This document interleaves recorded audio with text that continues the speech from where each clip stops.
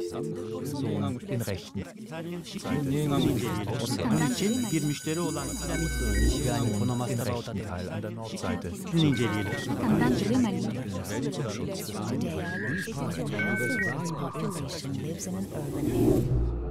Moving forward.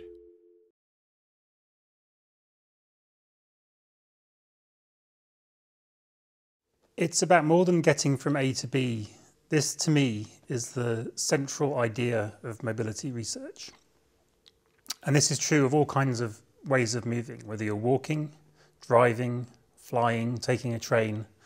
All of them can be imagined as a line on a map, one place at one end, one place at another, your destination. But mobilities research is about figuring out what fills that line, what makes it significant, what makes it socially important, rather than just something that you can measure. One way of thinking about it is like the relationship between a location, and for instance, where we are now in Paris, you could give the coordinates in longitude and latitude to somebody, that would be a location, and a place. Once you know it's Paris, then you know all kinds of other things about it. You know that it's the city of light, you know that it's associated with romance, you know that it's associated with the French Revolution and its history. So a location that is simply a point, a dot on a map, if you like, becomes a rich, meaningful set of ideas, as well as a location and the architecture and landscape that Paris is. Now we can do the same thing with movement.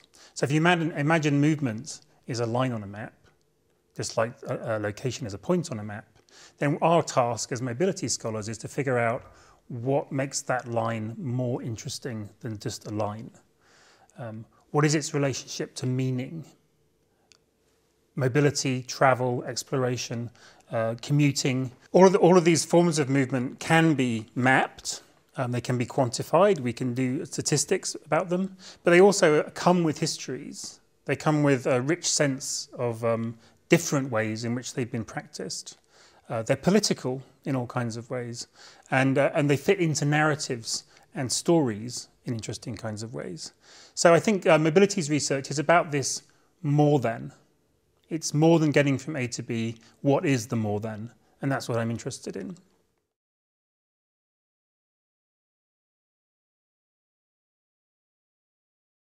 How do you make a line on a map into something rich, socially significant and interesting? So I want to talk about three aspects of this line that make it richer. The first of these is the simple fact of movement. The second is meaning. And the third is practice. How is this line acted? How do we do it? How do we move? What is the experience of it? So I'm going to take each of these in turn.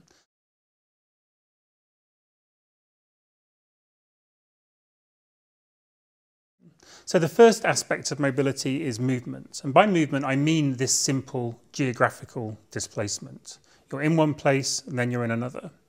Now that can be a simple line going from one place to another. It could be a circle. It could be someone moving around in circles. It could be any kind of pattern you can think of.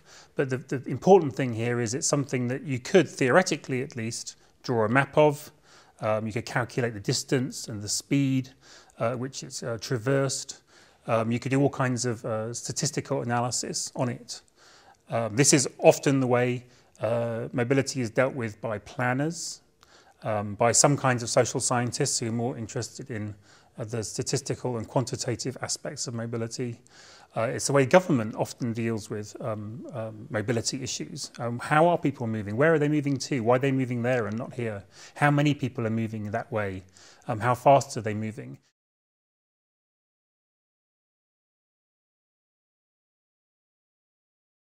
The second is meaning.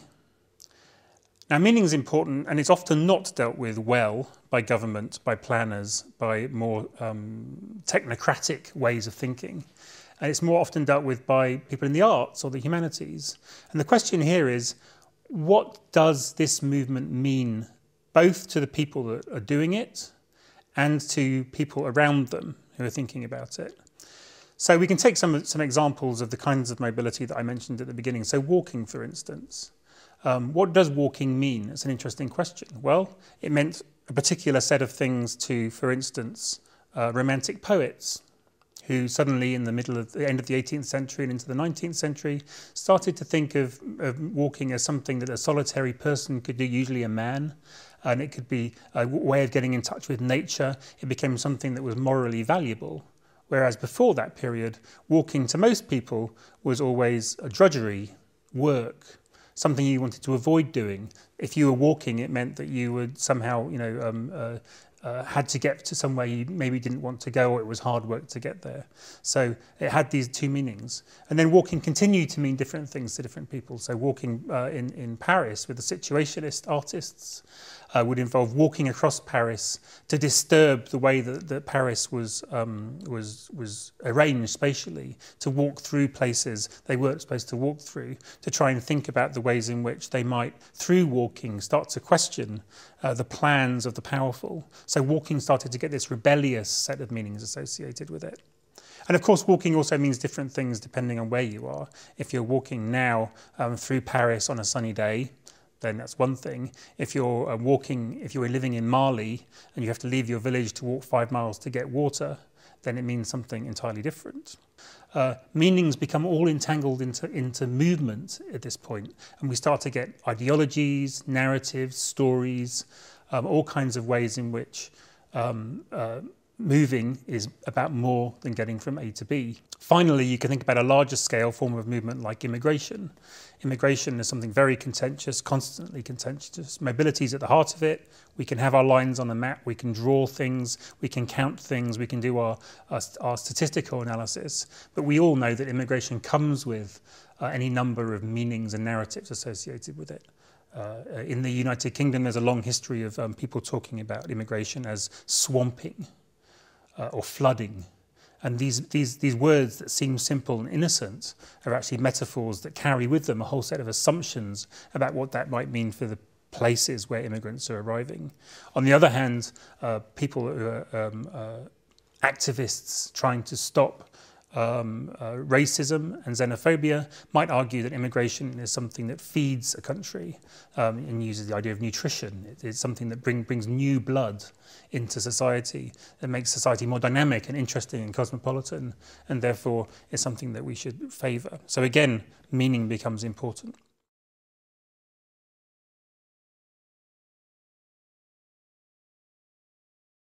So the third aspect of mobility I'm interested in is practice, which refers to how we move, how we experience movement. And sometimes the way that we move and the way we experience it can conform to the narratives and the meanings. So when we walk, we may experience it as freedom, or we may experience it as toil or travail in some way. When we drive a car, we may experience it as a moment of individualism, as a private space, as something that increases our sex appeal, even if the advertisers to be believed.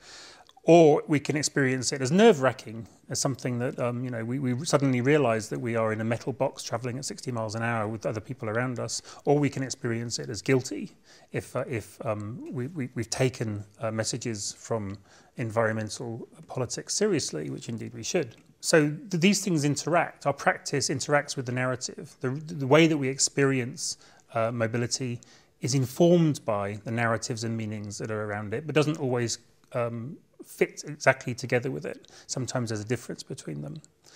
And many philosophers and thinkers and artists have used these experiences to make mobility into different things.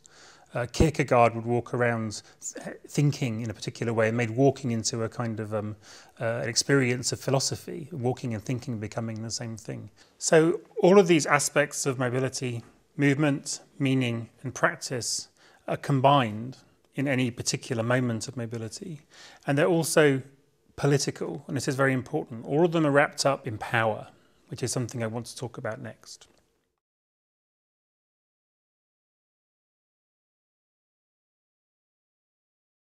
So understanding mobility holistically means understanding it in relation to politics, in relation to power. Mobility is wrapped up in power in so many ways. It's almost like a resource that is differentially distributed. Some people have it, some people don't. Some people have different kinds than other people. So one person's speed might be completely related to another person's slowness, or one person may be able to move because another one is immobilized.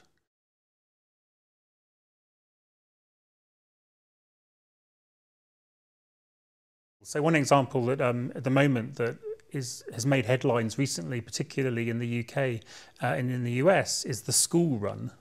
The school run is a name that's been given to the moment when people go either to school to drop their children off or to pick their children up. And usually we're talking about elementary school or primary school. And what happens is, stereotypically, is people, often mothers, arrive in large cars in the US and in the UK. And there have been a number of cases in which children have been injured by these large cars. So there's become this panic around the school run, often, and women are blamed all the time because it's seen as women who are driving these big cars they don't need to be driving, and more children should be walking so they don't become obese. And all of these get involved in a very complicated story with complicated politics and morality involved. Morality about obesity, morality about who can drive and who should drive, whether they should drive big SUVs in London where it's unnecessary, and all of these issues are wrapped up. Pedestrians are threatened by the fact that other people are driving the large cars, and yet the cars make it easy for mothers who otherwise have very complicated lives to juggle time and space in ways that previously were unavailable to them. So there's not an easy story to tell, but it is a political story. It's a story about power, it's a story about movement, it's a story about the meanings wrapped up in movement. And this relationship of power in mobility it goes back to the three ideas I discussed previously. So movement, meaning and practice are all political. Movement is political because who moves where, how fast do they move, how often do they move. These seemingly simple, quantitative, scientific even questions have a politics to them. And often we see maps appearing in our papers, newspapers, showing some kind of mobility and a scare story attached to it. Meaning is political. Who constructs the narratives about mobility? Who decides if mobility means freedom, progress, modernity, citizenship? Or who decides that mobility suddenly means transgression, threat, disease, flooding? This is a political story. Who is in control of the meaning that movement gets is a political point.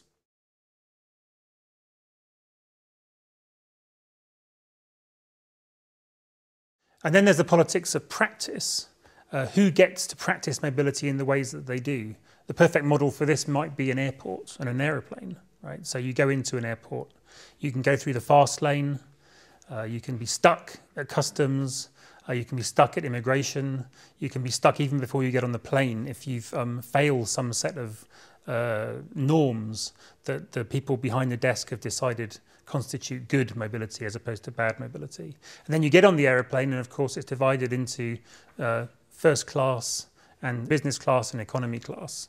One of the few times in your life where you're sort of told what class you are and where you should sit. And the people at the front get more oxygen, better food, more toilets. People at the back have headaches because there's not enough oxygen, less toilets to use, less leg room, less everything. So there's a very clear sense in which the experience, the practice of mobility is differentiated. And we can also think about any other examples of this. I mean, people getting stopped regularly, post 9/11 in Western cities, people that look Middle Eastern are frequently stopped for one reason or another. There's a phrase used in North America, in American cities, that's been written about by a number of people called driving while black. The idea being that if you're a black person driving particularly a car that looks like it's reasonably expensive, you're 10 times more likely to get stopped than if you're white.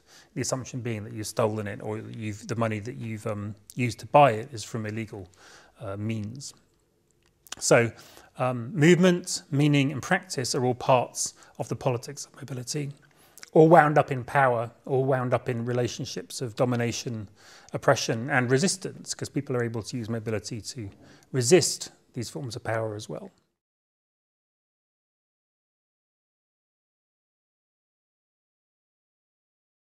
The last thing I really want to talk about here is the idea that these form what I call constellations of mobility. So a constellation of mobility is a more or less enduring, more or less structured sense of the ways in which movements, meanings and practices are related to each other.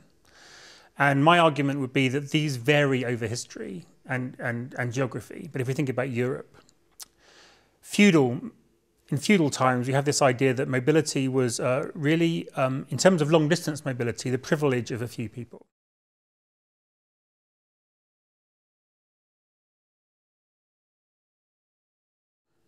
So if you were to map feudal mobilities, the vast majority of them would be within a sort of 7-mile radius of where someone lives.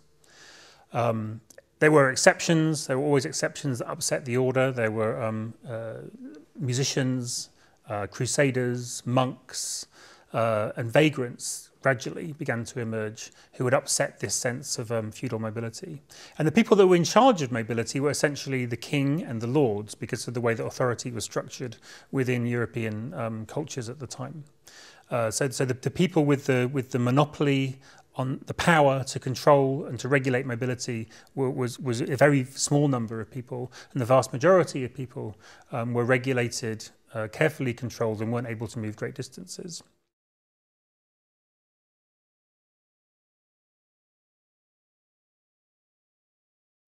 What happened as we moved in through from the 14th century to the 16th century in particular was a gradual moving away from this idea as agriculture changed, as laws changed, and there was an emerging class of people who became known as vagabonds or vagrants, who weren't attached to the land, who had been removed from the bounds of serfdom. It became possible to go to a city in what is now Germany, for instance, and stay there for a year and a day, and then you become free of your obligations as a serf or as a peasant. And this was where the expression, the city air makes men free, comes from. The idea that you become free. So mobility was very much attached to that. When you started to get 10, 20, maybe even 100 people turning up in, say the end of the 14th century or the 15th century in a small town, there was suddenly a new sense of how this had to be dealt with, which became dealt with within the nation state rather than the local community. You started to get the people getting passes of one kind or another. So the passport has its origins in this period, not in the way we now know it as a modern national passport, but as a kind of more local passport. In Bern, in Switzerland, for instance, people were given passes if they lived there in the 15th century to show that they properly belonged there. And if you didn't have a pass, then you could be run out of town as a vagrant or vagabond. And if you came back and were caught again, then you could be branded with a star on your forehead. Almost like an early form of biometrics, I like to think. A sort of sense of your body can locate your identity, and mobility could be controlled.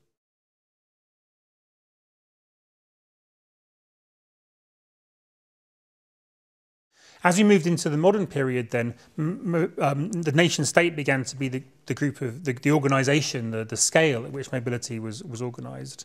The passport became an important thing to cross over borders. The police forces began to control mobility as a national issue rather than the local issue, and population movements began to appear on a much bigger scale in terms of the number of people and faster. Certainly as the Industrial Revolution happened, you started to get the infrastructure of the train system, you started to get migrant labourers moving seasonally. So in the south of France there would be people coming from all over Europe to pick grapes at a certain time and then leaving, and you started to get a bigger sense of strangers inside the nation. And you started to also get the emergence of new ideas in science about, we no longer think we're the centre of the universe.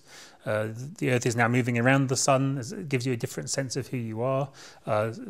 Theories in physics started to develop. Laws started to develop that defined the citizen as a figure, somebody who could move within a nation state and could move across borders between one nation state and another. Someone who belonged, and then someone who wasn't a citizen was no longer the vagabond, but was the alien, was the foreigner. If you go back to the 14th century, a foreigner was simply someone from 10 miles away. When the nation state by the 19th century had become sedimented, you started to get this idea of the foreigner as someone from a different nation state, and you started to get panics and moral panics about them. So you can look at, broadly speaking, a feudal constellation of mobility and then an early modern constellation of mobility into a modern constellation of mobility where mobility becomes equated with progress, with freedom, with technological advance, the train, the excitement of the Italian futurists at the possibility of speed and machinery and all of these things wrapped up in each other.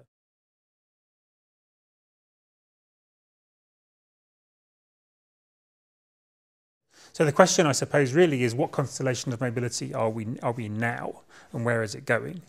What are the meanings, practices, and movements that are being entangled in the 21st century? We don't know the answer to that yet. We do know that more and more it's beyond the nation-state's ability to control. So we have supranational organisations, the United Nations, the Schengen Accord, the European Union, various bodies of the United Nations all trying to regulate and talk about refugee mobilities and other mobilities in new ways. We also have increasing clampdowns, increasing panics, threats. So mobility seems to be both the very sort of lifeblood of the world we live in, and at the same time a virus, or it's portrayed as a virus that threatens to undo it all the time, whether it's through immigration, whether it's through epidemics like SARS and bird flu, swine flu. As soon as these diseases happen, we suddenly get lockdowns at airports, we get maps in newspapers, we get a panic spreading across the world, and it's mobility related. Where's it coming from? It's a question that we always ask. Seite sowie den Ausweis in rechten.